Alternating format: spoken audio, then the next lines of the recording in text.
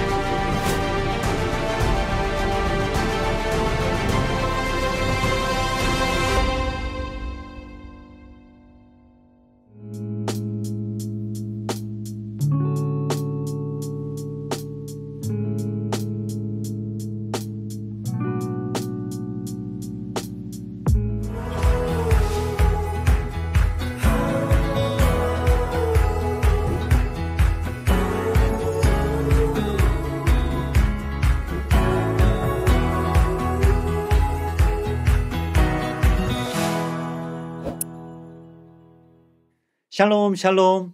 전 세계에 계신 브레드TV 시청자 여러분, 저는 여러분들과 함께 하나님의 말씀인 토라 포션을 나눌 한세사람 교회 강대휘 목사입니다. 이번 주는 여호와의 절기인 오순절, 곧 샤부옷이 있는 주간입니다. 그래서 이번 주 26일, 27일, 25일 저녁부터 이제 이틀 동안 오순절이라는 절기를 우리가 지키게 됩니다. 우리가 오순절에 대하여서 알고 있는 것은 그렇게 많지 않은 것 같습니다. 주로 이제 마가의 다락방에서 성령께서 강림하신 그 오순절 마가의 다락방 사건에 초점이 맞춰져 있는 것이 오늘날 우리 성도들의 이 오순절에 대한 대부분의 이 배경 지식일 것입니다. 그러나 이번 주에 우리 토라 포션, 그 오순절에 해당하는 토라 포션을 우리가 함께 살펴보면서 이제 오순절의 더 풍성한 그 절기의 의미와 또한 부르심이 무엇인지를 우리가 오늘 나누도록 하겠습니다. 오순절을 샤부옷이라고 하는데요. 샤부옷은 7번에 7번, 그러니까 7 안식일의 수효를 채우는 것입니다. 안식일이 샤밧이죠. 다 이 쉐바, 곧 7이라고 하는 숫자의 반복이 이제 안식일의 7번을 채운 것이 바로 오순절이라고 할 수가 있겠습니다. 우리가 오순절을 그래서 이제 77절이라고도 부르는 이유죠. 안식일을 7번 지낸다라고 하는 것이 무엇인가? 라고 할 때에 이 히브리어로 7이라고 하는 숫자는 많이들 아시겠습니다마는 완전함을 뜻하는 숫자입니다. 그 완전함은 전에 뭔가 부족했고 불완전했던 것을 채워 넣은 완전함입니다. 그래서 충만하게 하다, 충분히 먹이다, 안식하게 하다 라고 하는 뜻이 이 쉐바, 7이라고 하는 숫자 안에 담겨져 있는 의미라고 할 수가 있겠습니다. 그래서 주로 이제 그 쉐바라고 하는 7이라고 하는 숫자가 어떤 행함의 어떤 동사적인 의미로 쓰일 때에는 아주 배불리 먹이다라고 하는 그런 뜻을 갖고 있습니다. 예수와께서 광야에서 5천 명을 배불리 먹이시는 것과 같은 그러한 역사가 이제 일어나는 것이죠. 우리에게 7 안식의 수요를 채우라고 하시는 것에 오순절의 비밀과 안식일의 비밀이 다 들어가 있습니다.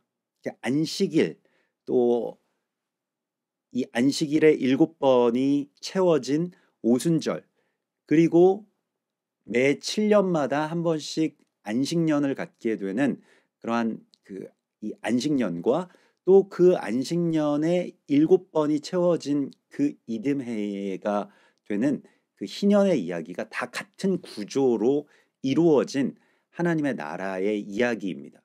이것은 우리가 그 안식의 통로로서 서게 되는 것에 대한 하나님의 위임이라고 할 수가 있겠습니다.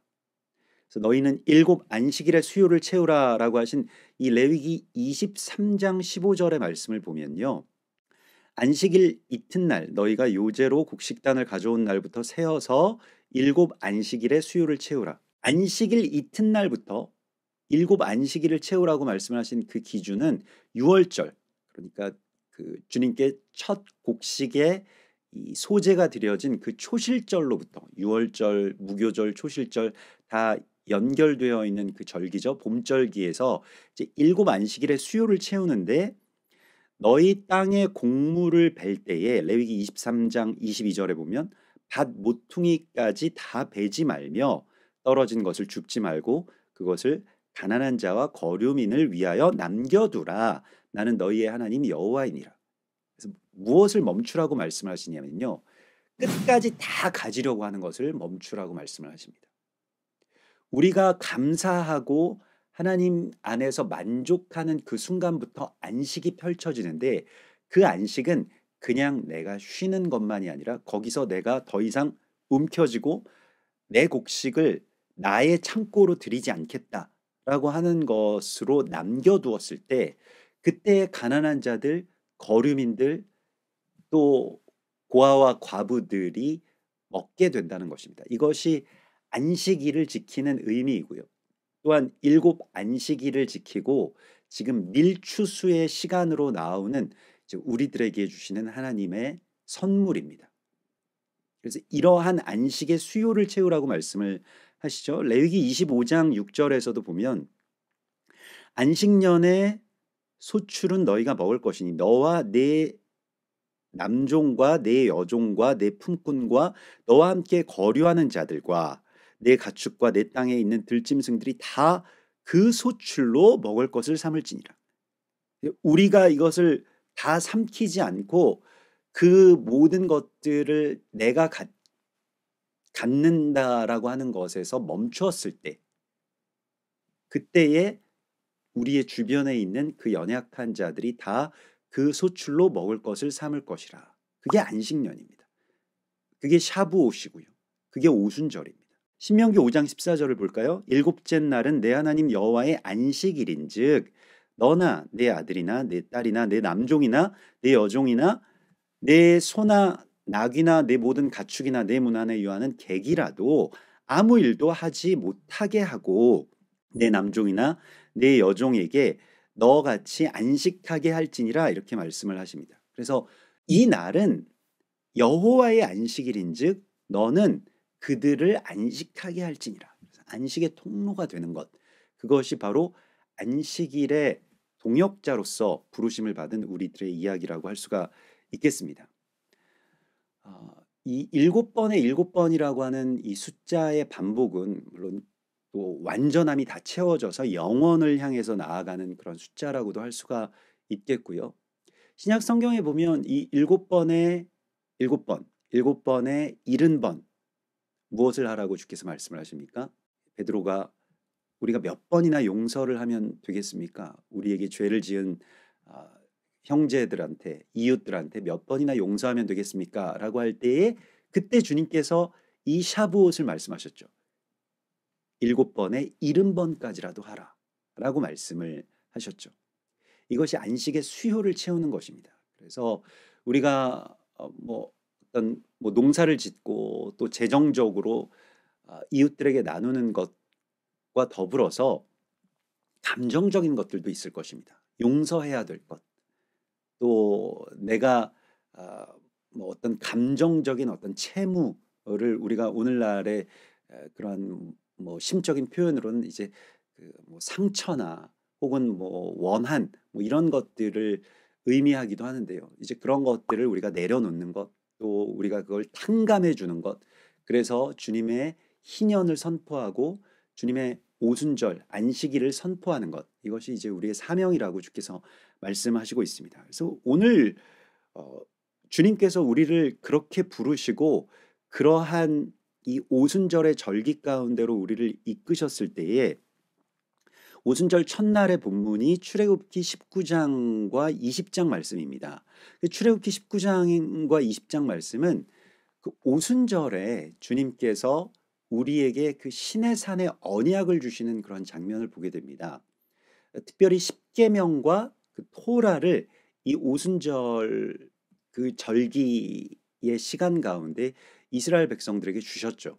출애굽기 19장과 그 20장의 말씀을 보면 이제 이게 그냥 단순히 주님께서 뭐 어떤 계명을 주셨다, 또 토라를 주셨다 이러한 것이 아니라 결혼 계약, 그러니까 결혼식이 있는 바로 그러한 절기를 우리가 보게 됩니다. 그러니까 오순절은 우리 주님과 그의 백성인 또 그의 교회가, 그의 신부인 교회가 결혼하는 날이라고 할 수가 있겠습니다. 주가 내 안에, 내가 주 안으로 들어가는 그러한 둘이 하나가 되는 그러한 결혼식이라고 할 수가 있겠습니다. 이런 연합, 또 결혼, 이것을 의미하는 절기가 바로 오순절인 것이죠. 6월절에 주님께서 우리 가운데 주신 그 청혼의 포도주, 그것을 우리가 받아 마셨을 때에 이제 우리가 그 청혼을 수락하고 이제 정혼 관계가 되는 것이죠. 이를테면 이제 약혼했다라고 하는 것입니다. 그런데 그 약속한 그 약혼이 이제 주님께서 약속하신 대로 성령이 우리 가운데 오셔서 우리와 하나가 되시는 그러한 둘이 하나가 되는 결혼식이 이루어지게 되는 것이 바로 오순절의 절기라고 할 수가 있겠고요. 그래서 오순절 그 이 당일날 뭐 출애굽기와 신명기에 나오는 토라의 본문 외에 유대인들은 룻기를 주로 많이 읽습니다. 룻기가 오순절의 배경이 되죠. 룻기의 시간적인 배경, 절기적인 배경이 오순절이 되겠고요. 또 룻기의 그 이방 여인인 이 룻과 또 이스라엘의 그 유력한 권능 있는 자인 이 보아스, 베들레헴의 그 보아스의 만남, 또 결혼의 이야기가 하나님의 나라인 이 다윗 왕국의 어떤 시작점이 되었다라고 하는 그러한 이야기를 우리가 룻기에서 만나게 됩니다. 그래서 이방인과 또 유대인의 연합, 또 결혼, 또 원유맨의 이야기, 이러한 모든 것들이 이제 룻기에 담겨져 있죠. 그래서 룻기도 역시 마찬가지로 반 모퉁이까지 그 곡식을 다 베지 않은 그러한 보아스의 이 성품, 또 순종, 이러한 것들로부터 시작된 만남, 여기에서부터 하나님의 나라가 시작되었음을 우리에게 말씀을 하시고 있습니다. 그래서 자신의 밭에서 나달을 줍고 있던 그 룻에게 마음껏 그것을 가져가도록 하고, 또 맛있는 것, 그 식사를 대접하고, 또 그의 시어머니인 이 나오미와 룻이 빼앗긴, 잃어버린 땅을 자신이 다시 되찾아주는 그 희년, 그 고엘이라고 하는 그 기업을 물은다라고 하는, 그러니까 기업을 다시 그 땅을 되찾아내는 것을 위하여서 자신이 희생하고 헌신하였을 때에 하나님의 나라가 열리게 된다라고 하는 이야기가 바로 룻기의 이야기가 되겠습니다. 그것이 이제 오순절과 연결되는 이야기이고요. 그래서 오순절은 주님과 우리가 마치 보아스와 룻처럼 결혼하는 날이라고 하는 것을 보게 되죠. 결혼을 그래서 그 오늘 오순절 본문인 이 출애굽기 19장에 보면 그 계약의 관계로 들어가게 된다는 것을 의미합니다. 우리가 주님과 그 전까지도 물론 좋았지만, 그리고 좋은 관계이고 주님을 섬기는 관계이고 또 주님께서도 우리를 사랑하는 그런 관계이지만은, 그러나 결혼식이 이제 이루어진다라고 하는 것은 서로 이 상대방에게 책임이 있는 그러한 계약의 관계로 들어가게 된다는 것을 의미합니다. 그래서 오순절은 언약, 특별히 결혼의 언약을 선포하는 그러한 절기라고 할 수가 있겠습니다. 신랑의 의무가 있을 것이고요. 또 신부의 의무가 있는 것이죠. 그럼 우리의 의무가 무엇이냐? 하나님께서 우리 가운데 이 십계명이라고 하는 계명을 주시면서 이것이 일종의 그 성혼을 선포하는 그런 서약의 그 선포와 같은 것임을 말씀을 하십니다. 먼저 출애굽기 19장 2절의 본문을 보면요, 그들이 르비딤을 떠나 신의 광야에 이르러 그 광야에 장막을 쳤다라고 되어 있습니다. 우리가 지난주에 바 미드바르 광야에서라고 하는 이 민수기 또 그러한 그 공간적인 배경이 오순절과 다 연결이 되는 것을 우리가 나누었었는데요. 광야라고 하는 곳이 이제 결혼식 하는 장소 또 결혼식을 하고 또 허니문을 갖는 그러한 장소가 바로 광야라고 하는 미드바르라고 하는 곳인 것을 우리가 지난주에 나누었습니다. 그래서 오늘 이 출애굽기 19장의 말씀에서도 공간적인 배경이 르비딤을 떠나 신의 광야에 이르렀다 이렇게 말씀을 하시는데요. 르비딤은 자리를 펴고 눕다 이런 뜻입니다. 그래서 내가 안주하려고 하는 곳, 또 요한복음 5장에 보면 38년 된 그 베데스다 연못의 그 병든 그 환자와 같이 그냥 계속 자리를 깔고 누워 있는 어떤 그러한 모습에서 이제 신의 광야로 들어가게 되는 것이죠. 이 신의 광야로 들어간다라고 하는 것은 고난의 참여자가 된다는 것입니다. 그리스도 예수와의 신부로서 전에는 우리가 고난을 피하기 위해서 고생을 좀 덜하기 위해서 하나님의 도우심이 필요한 그러한 뭐 종교적인 우리의 필요에 의해서 이 절대자, 전능자의 힘을 그렇게 의존하는 그런 관계의 신앙이었다라고 한다면 이제는 그리스도 예수와의 남은 고난을 내 몸에 채우고 주님과 함께 그 고난의 동역자로서 하나 되어서 들어가는 그러한 다음 단계의 신앙으로 하나님께서는 우리에게 나오라고 말씀을 하시고 있습니다. 그래서 우리가 더 이상 이제 그 고생을 하지 않기 위해서 고난을 피하기 위해서 하나님을 믿는다라고 하는 것을 이제 반대로 역전시켜서 골로새서 1장 24절의 말씀처럼 내가 이제 너희를 위하여 받는 괴로움을 기뻐하고 그리스도의 남은 고난을 그의 몸된 교회를 위하여 내 육체에 채우노라. 내 육체에 그 남은 고난을 채울 수 있다면 그것이 주님과 내가 완전하게 연합된 합일된 그런 몸과 또 그 머리의 관계 또 신랑과 신부의 관계로서의 연합인 것을 우리가 이제 선포하는 것입니다. 그것이 이제 오순절의 절기, 결혼의 이야기라고 할 수가 있겠습니다. 그러면서 출애굽기 19장 5절에 보면 주님께서 우리에게 주님의 신부로서 부르실 때에는 그냥 주님을 숭배하는 어떤 성도의 그러한 어떤 숭배자의 모습이 아니라 우리가 주님과 그 구원의 동역자로서 함께 나아서게 되는 그러한 주님의 동역자, 주님의 파트너, 구속사의 그런 동역자로서 우리를 부르신다라고 하는 것을 이제 말씀하십니다.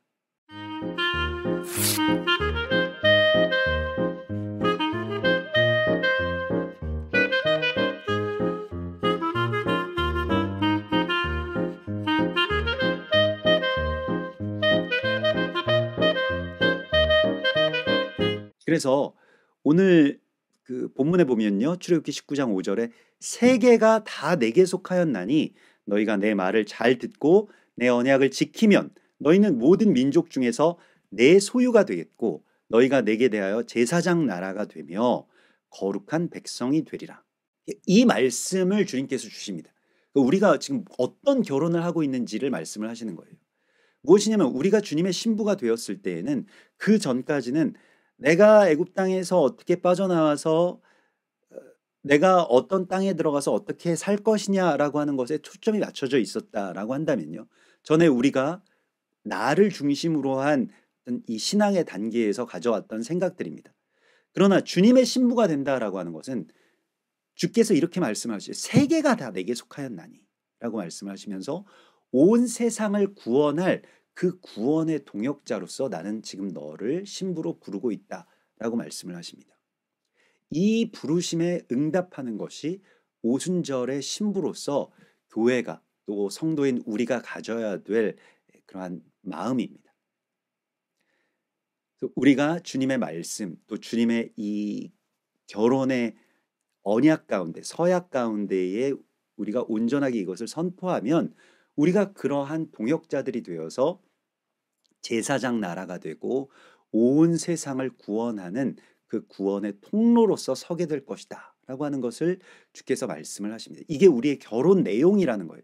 결혼은 그냥 뭐 물론 좋아서 서로 사랑해서 하는 것이기도 하지만 이 히브리적인 개념에서는 결혼이라고 하는 것이 철저하게 내가 어떤 책임을 지게 되는 이 계약 관계로 들어간다는 것을 의미합니다. 사랑이라고 하는 것이 그냥 좋은 감정만이 있다라고 성경은 우리에게 가르치고 있지 않습니다. 좋은 감정에서 더 발전하는 것을 우리에게 말씀을 하시는데요. 좋은 감정, 또 서로를 사랑하고 또 함께하고 이러한 모든 것들이 어디를 향해서 나아갔냐? 둘이 합력하여서 선을 이루게 되는 그러한 동역의 관계로 하나님이 우리를 부르고 계신 것입니다.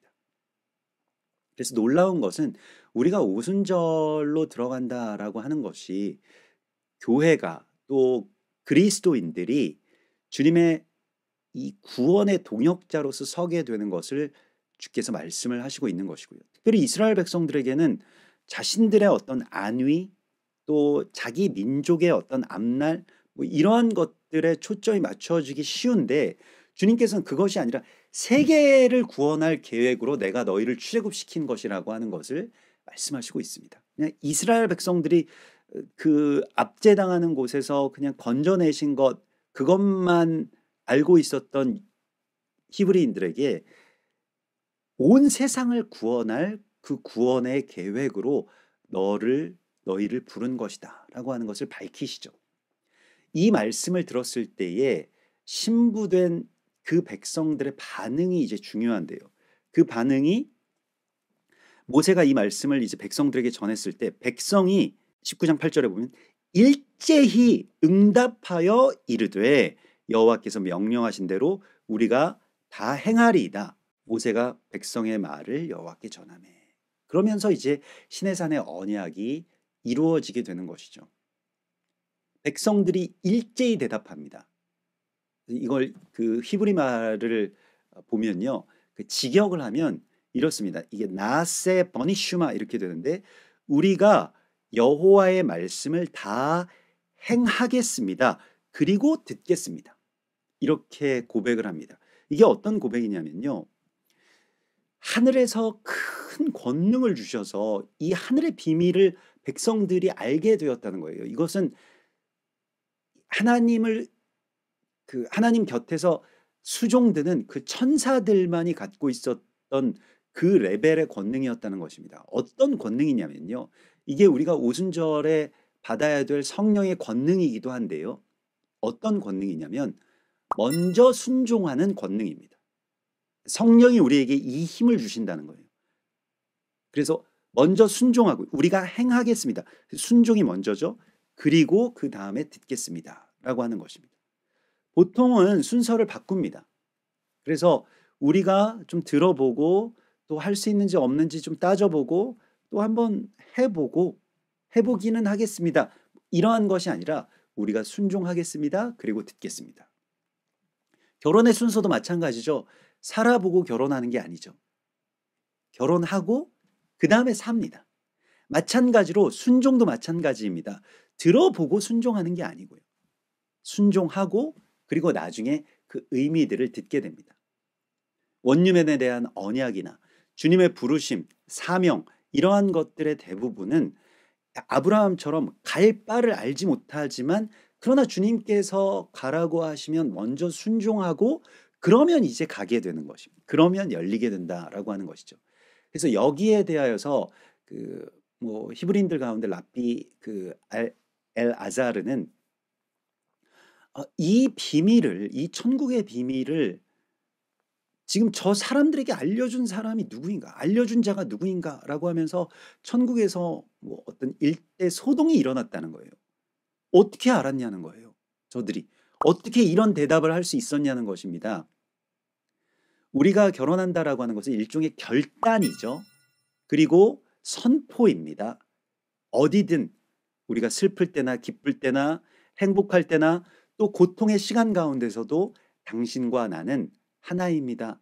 내가 당신의 신부로서 살겠습니다라고 하는 것을 선포하고 그 다음에 이제 사는 것입니다.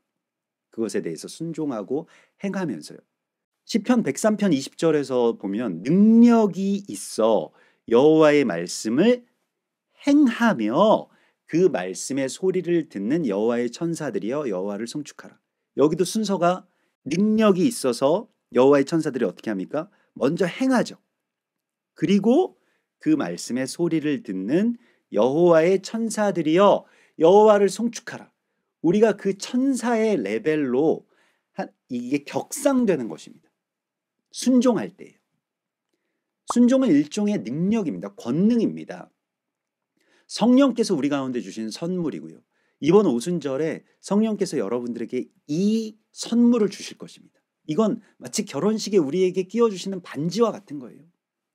그래서 백성들이 일제히 다 대답하는데 무슨 말씀을 주실지는 아직 몰라요. 그렇지만 우리가 다 행하겠습니다 라고 하는 것을 먼저 선포했을 때 하나님이 언약을 주십니다.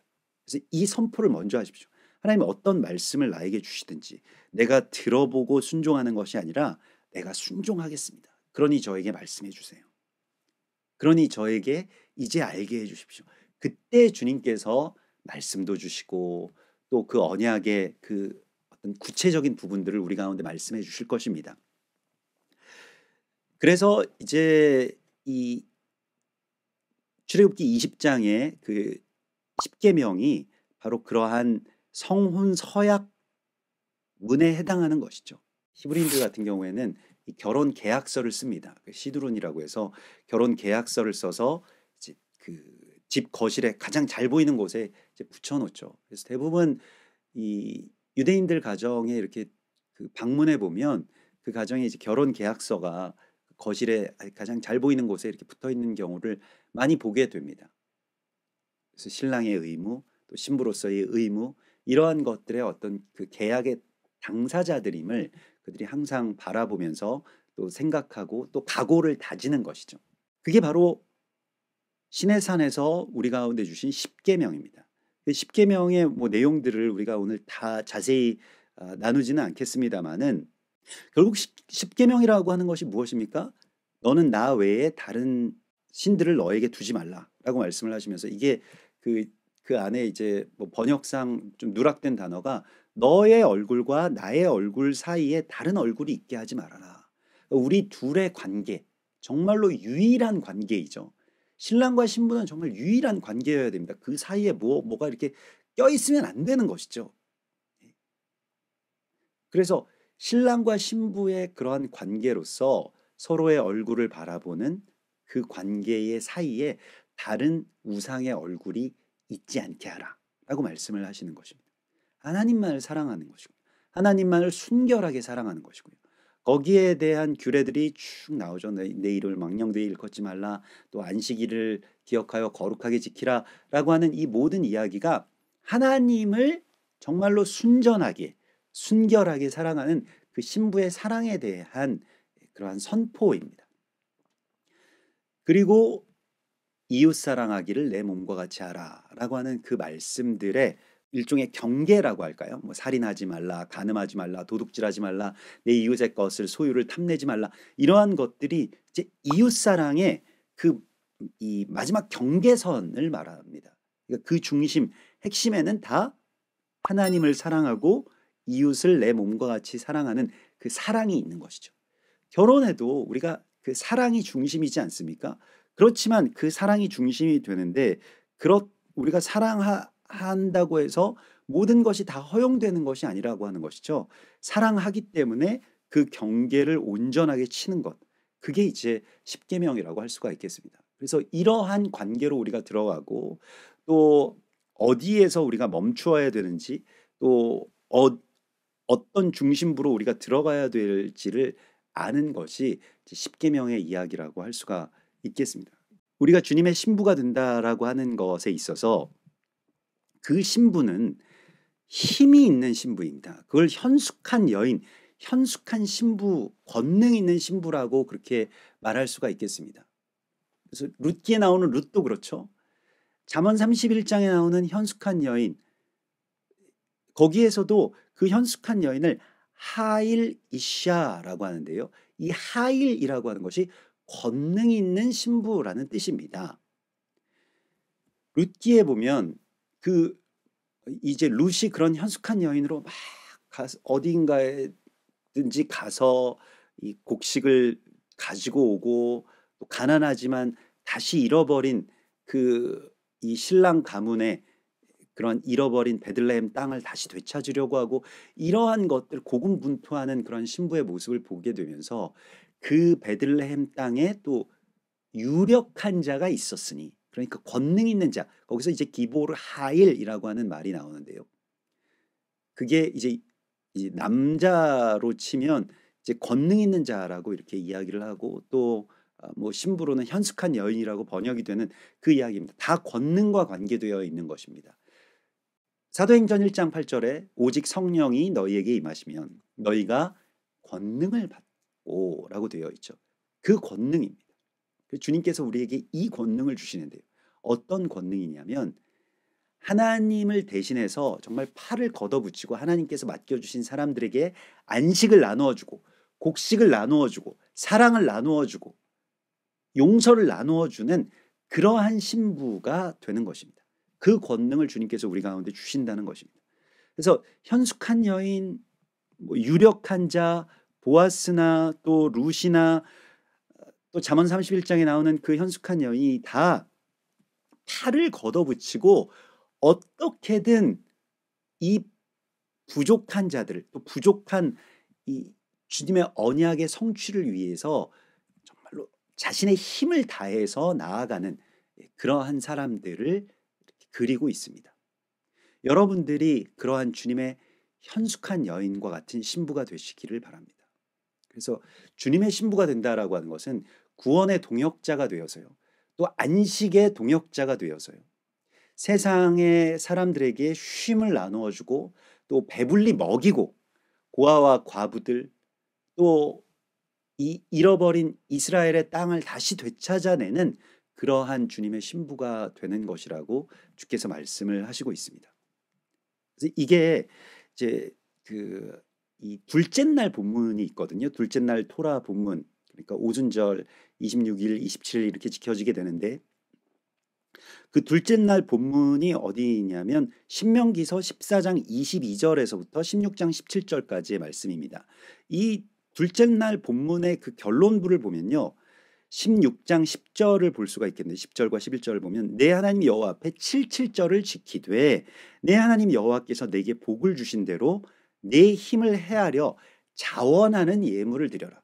그래서 하나님께 너희가 빈손으로 오지 말고 자원하는 예물을 드리는데 11조 혹은 이 3년 끝 11조 면제년 11조 또 이 오순절의 절기 예물 이 모든 것들이 다 무엇을 위해서 쓰이냐면 너와 내 자녀와 노비와 내 성중에 있는 레위인과 및 너희 중에 있는 객과 고아와 과부가 함께 내 하나님 여호와께서 자기 이름을 두시려고 택하신 곳에서 함께 즐거워하라. 그들을 먹이면서 잔치가 벌어지는 것이죠. 그래서 오순절은 우리가 주님의 신부가 되어서요. 현숙한 여인이 되어서요. 이제는 나를 위해서 막 움켜쥐는 것으로 살지 않고 주님 안에서 주님의 신부로서 동역자로서 이제 그것을 나누어 주는 것입니다.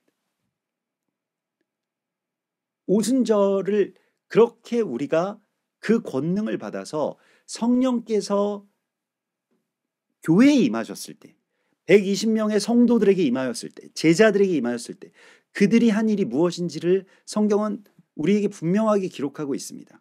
성령의 권능이 임하여졌을 때에 그들이 한 일은 자신들의 소유를 팔아서 가난한 자들에게 나누어 주는 것이었습니다.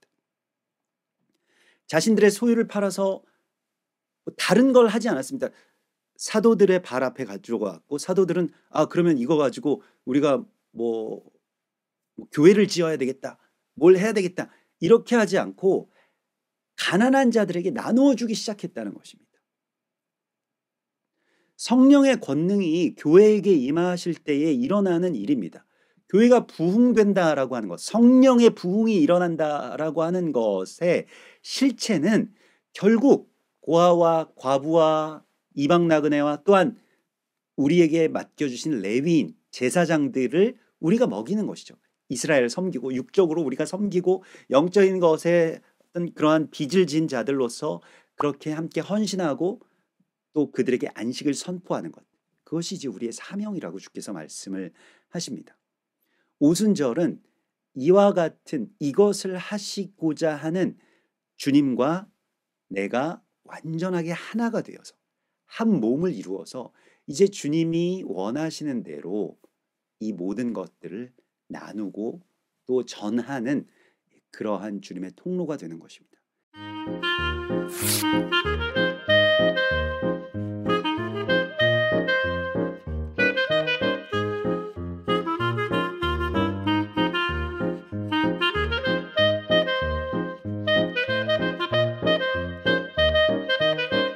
이번 주는 오순절 샤봇 절기와 함께 낫소라고 하는 토라 포션이 함께 주어집니다. 이 낫소라고 하는 이 토라 포션은 들어 올려라라고 하는 그런 명령으로 우리 가운데에 말씀하십니다. 그래서 이것이 오순절 우리가 주님의 신부가 되고 주님의 동역자가 되는 것과 연결되는 명령이라고 할 수가 있겠는데요. 여기에는 신부의 단장, 또 우리가 생명의 통로, 축복의 통로가 되는 그 이야기가 담겨져 있습니다. 본문은 민수기서 4장 21절에서부터 7장 89절까지의 말씀이고요. 제목은 이 머리를 들어 올려라 라고 하는, 게르손 자손의 머리를 들어 올려라, 직역하면 그렇습니다마는 우리말 성경으로 번역될 때에는 이제 계수하라 라고 하는 그러한 말씀으로 번역이 되었습니다. 민수기서에서 우리가 계수한다 라고 하는 단어가 몇 가지가 나오는데요. 우리가 지난주에 바미드바르 토라포션에서 보았던 것은 이제 찾아가고 돌보고 또 그를 존귀히 여기는 그러한 파카드라고 하는 단어였죠.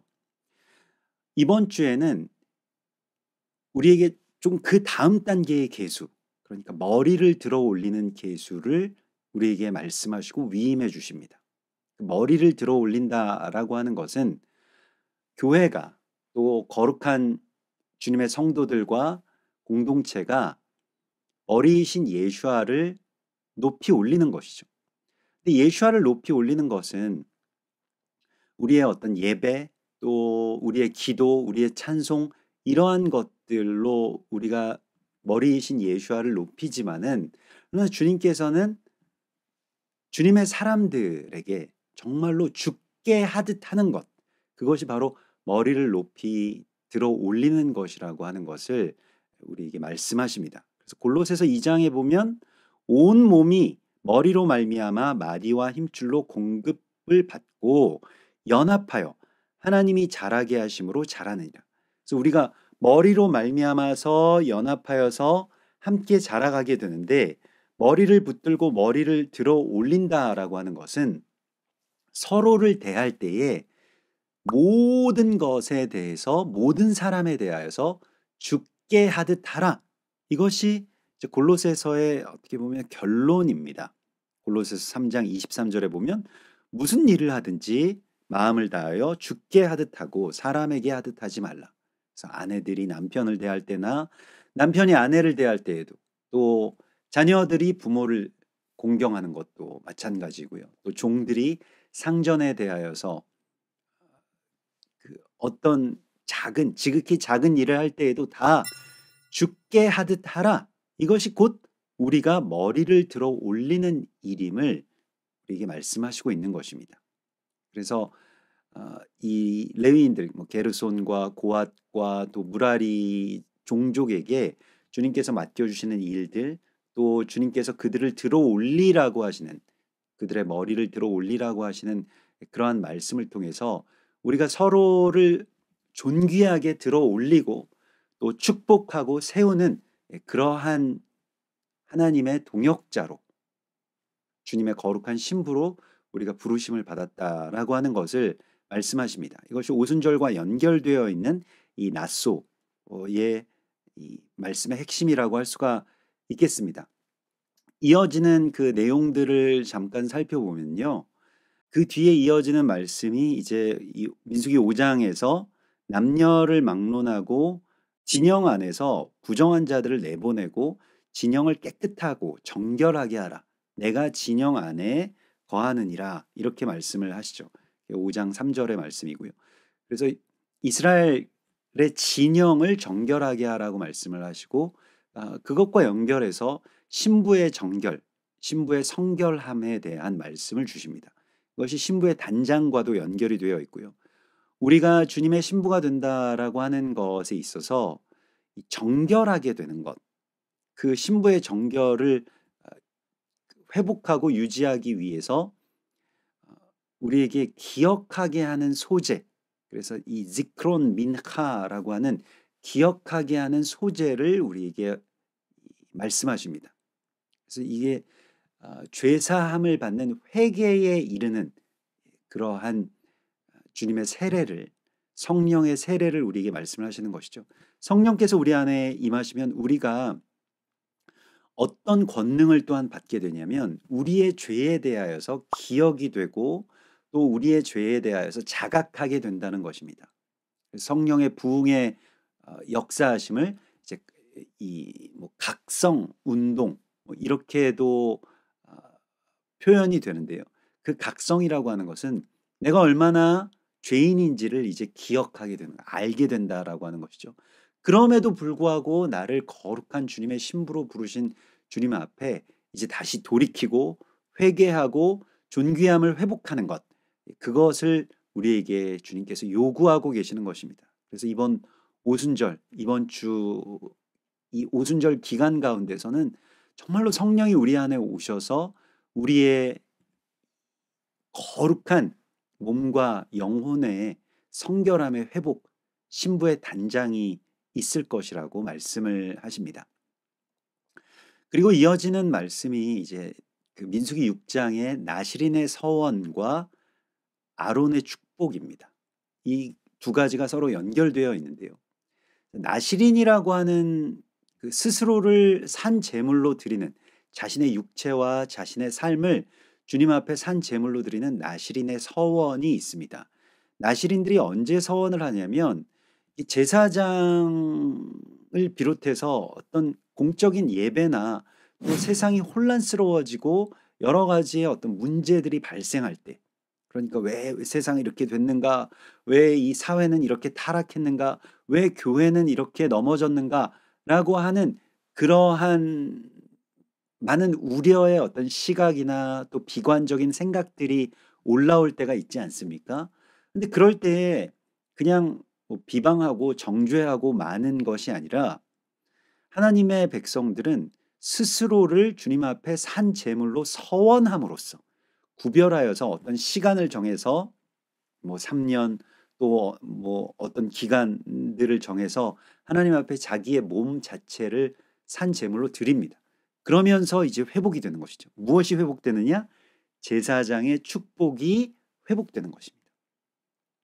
그래서 이러한 이 자발적인 어떤 제사장으로서의 구별, 그래서 혈통적인 또 공적인 그러한 이 예배의 영역에서 무언가 넘어짐이 있을 때에도 하나님의 사람들, 성령의 사람들이 자발적으로 자기 자신을 산 제물로 드렸을 때, 사도 바울도 겐그리아에서 머리를 깎았다라고 하는 그러한 구절이 사도행전에 나오죠.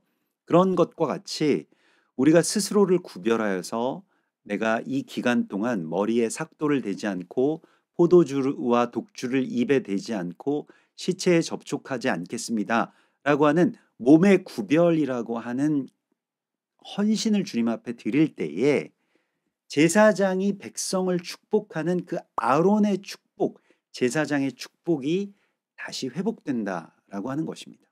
그래서 이 둘의 상관관계가 나실인의 서원과 제사장의 축복이 있는 그러한 말씀을 이번 주에 이 낫소를 통해서 주십니다.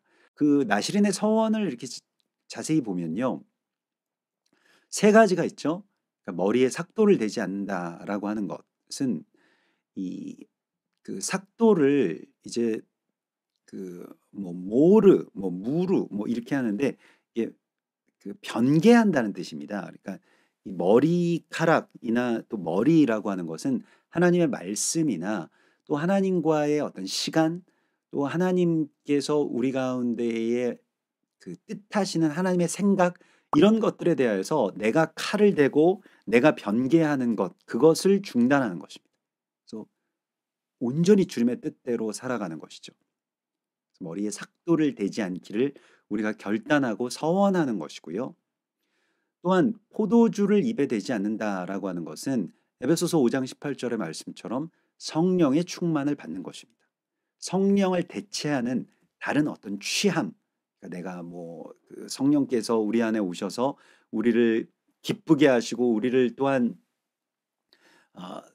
그 주님 안에서 충만케 하시고 변화시키시는 그러한 모든 일들 말고 다른 세상의 취함, 그러한 세상의 술을 끊는 것이죠. 술 취하지 말라, 이는 방탕한 것이니 오직 성령의 충만을 받으라고 말씀하십니다. 그리고 시체에 접촉하지 않는 것이죠. 우리가 이제는 그 사망의 영과 연합하지 않고 그것과 접촉하지 않고 우리는 이제 살려주는 자가 되라고 말씀을 하시고 있습니다. 그래서 마가복음 3장 3절에 보면 예수와께서 안식일에 손 마른 자를 회당에서 고쳐주시는 그런 장면이 나오는데, 예수와께서 우리에게 물으십니다. 안식일에 선을 행하는 것과 악을 행하는 것, 생명을 구하는 것과 죽이는 것, 어느 것이 옳으냐, 이렇게 말씀을 하시죠. 그래서 살리는 것과 죽이는 것, 그 사망과 생명의 그 기로에서 우리는 사망과 접촉하지 않고, 사망이라고 하는 것은 결국에는 비방하는 것이고 정죄하는 것이고 판단하는 것이고 이렇습니다. 그것과 우리가 접촉하지 않고 우리는 생명, 살려주는 그 영을 받았기 때문에, 그러한 성령을 받은 자들로서 이제 우리가 해야 될 일은 축복하는 것입니다. 그래서 너희 몸을 거룩한 산 제물로 드리라. 이것이 너희가 드릴 영적 제사니라. 로마서 12장의 말씀처럼요. 우리가 주님 앞에 우리의 몸을 산 제물로 드린다라고 하였을 때에 그 뒤에 쭉 이어지는 말씀이 지체를 위해서, 우리 서로를 위해서, 이웃을 위해서, 서로를 향해서 이제 우리가 축복하고 어떻게든 힘써서 그들을 섬기고 그들을 손님을 대접하고 연약한 자들을 섬기고 이러한 것입니다. 살려주는 자가 되라고 말씀을 하시고 있습니다. 성령께서 이번 오순절에 우리에게 임하셔서 우리가 서로에 대하여서 이 아론의 축복을 할 수 있는, 아론의 축복이 열릴 수 있는 그러한 주님의 절기가 될 것을 믿습니다. 아론의 축복은 이렇죠. 여호와는 내게 복을 주시고 너를 지키시기를 원하며. 첫 번째, 여호와이신 복을 주시고 지키시는 하나님이시죠. 그리고 두 번째는 이제 그 아들 되신 예수아의 축복이죠. 그래서 여호와는 그 얼굴을 내게 비추사 은혜 베푸시기를 원하며, 은혜는 예수아의 십자가로 말미암아서 우리에게 주어진 선물입니다. 그리고 세 번째로 여호와는 그 얼굴을 네게로 향하여 드사, 얼굴을 우리에게로 향하여 드신다라고 하는 것은 이제 우리 안에 임하시고 우리와 관계 맺기를 원하시는 성령 하나님의 이야기입니다. 그러한 축복을 우리에게 주신다라고 하는 것이죠. 여호와는 그 얼굴을 네게로 향하여 드사 평강 주시기를 원하노라. 참된 샬롬이 이제 열리게 되는 것입니다. 주님께서 이러한 삼위일체의 복을 우리에게 주시는 것, 그것이 바로 아론의 축복의 이야기이고요. 이것을 위하여서 우리에게 주신 이번 주 이 오순절의 큰 은혜와 사명은 너희가 머리를 들어 올리는 것처럼 서로를 존귀하게 여기고 축복하고, 아론의 축복으로 서로를 축복하고, 누구에게 사망으로 막 그 정죄하고 비방하고 손가락질했던 것에서 돌이켜서 그를 향해서 손을 들고 하나님의 마음으로, 성령의 마음으로 예수께서 주신 그 복을 그에게 선포하라고 말씀하십니다. 그 복의 통로로, 생명의 통로로 여러분들을 부르십니다. 이번 오순절 샤봇과 또 낫소의 말씀을 통해서 우리가 주님의 성령의 사람들로서 또 서로를 존귀함으로 들어올리는 그러한 귀한 생명의 역사가 일어날 것을 믿습니다.